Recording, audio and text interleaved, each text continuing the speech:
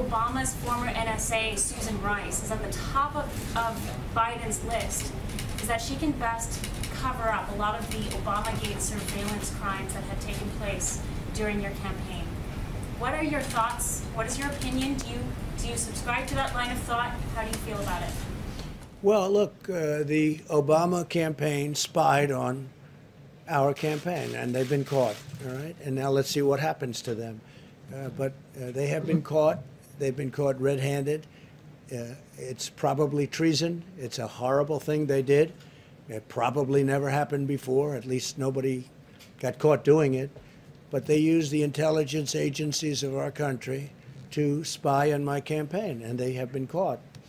And there are a lot of people involved.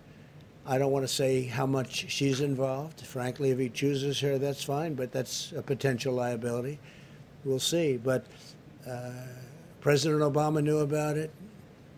Joe Biden knew about it. Comey knew about it. Brennan, Clapper, the whole group, they all knew about it. Lisa Page and her lover Strzok, they all knew about it.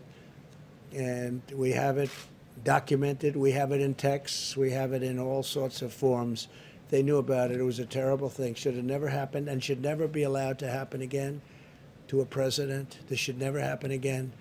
This was a setup like we've never seen. I think it's the political crime of the century. And they've been caught. So let's see what happens to them all. Thank you very much. Thank you. Thank you. Very interesting news.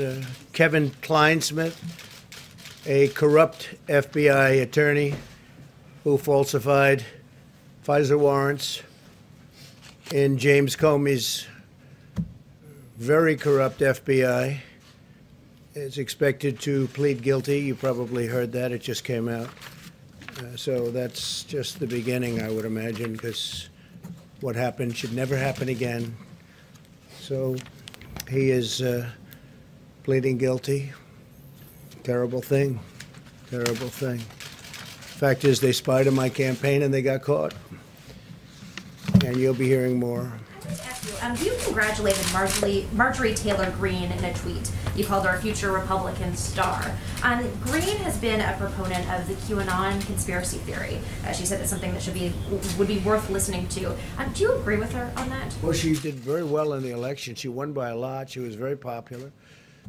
She comes from a great state, and she had a tremendous victory. So, absolutely, I did congratulate her. Please, go ahead. Thanks, Mr. President. I had two, one on China and then one on oil. The first one on China.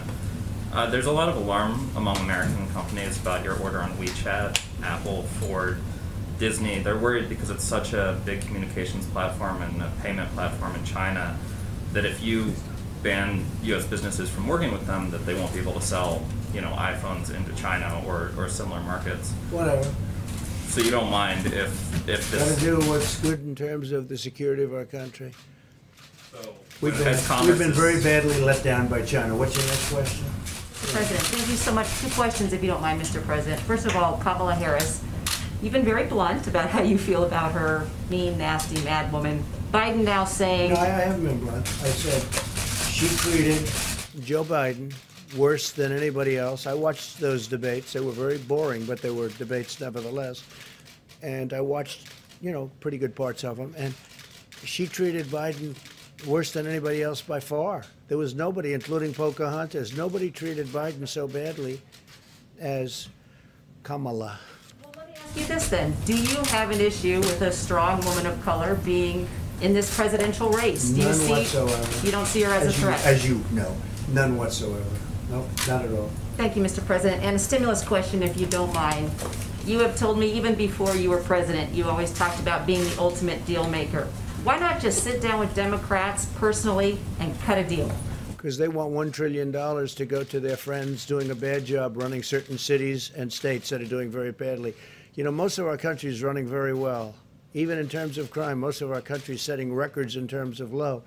But when you look at Chicago, when you look at what's going on in Illinois and New York and other places, both economically and in other ways, it's horrible. Please, go ahead. In the back, please. Alicia Powell at the Gateway Pioneer.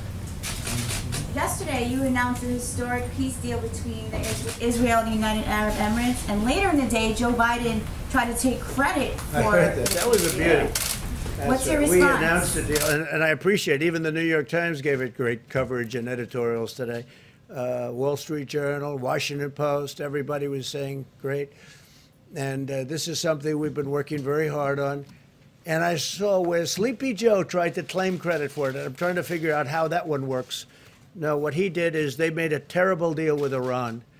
And the deal was a horror show, and I ended it. They gave him $150 billion for nothing. They gave him $1.8 billion in cash for nothing. They got nothing from that deal except trouble. They did nothing. They're just like they've been weak on China. They've been weak on Russia. They've been weak on everyone, and they were the weakest of all on Iran. No, that was a great deal made by very talented people that work with me, and it's been praised all over the world. And what you'll see now is other countries will come into that deal, and you'll have peace in the Middle East. And Biden doesn't even know, he doesn't even know the name of the countries I'm talking about. Thank you very much, everybody. Appreciate it. Thank you. Slowly kisses passing by the river. I've been missing your strawberry kiss, 'cause nothing as sweet.